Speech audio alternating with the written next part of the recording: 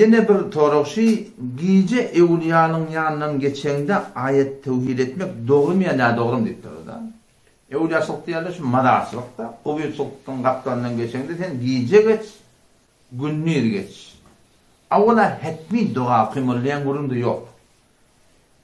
Hetmin hüküm değil yani. Farz, vacip, sünnet, icada da var da. O bir sultan kaptanından geçende bırakam okuyordun, uskul vallahi okuyordun. Ne okuyup bilen okuyordun, okuyacağın ecadan mı?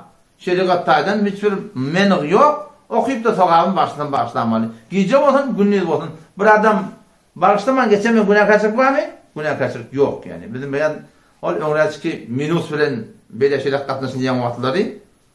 Onun için yardımda da hocalığın yanındaki bir adı bir havatliğinin kaptanından geçende o zaman şu yaşlarının bir dedi dili yürüp bayrakın doğa edip başlıyor o zaman.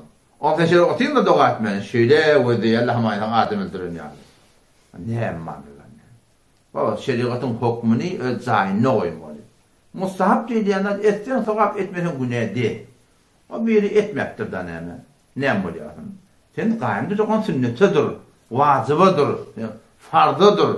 Günah olanlar seni ayıp bilmeli. Biri etmektir da ayıppan sonra hiç ayıp yok. Onun için zaten gece olsun günah olsun hüküm yok etmeyi deyip etsen edamani etmeden ayıp yok.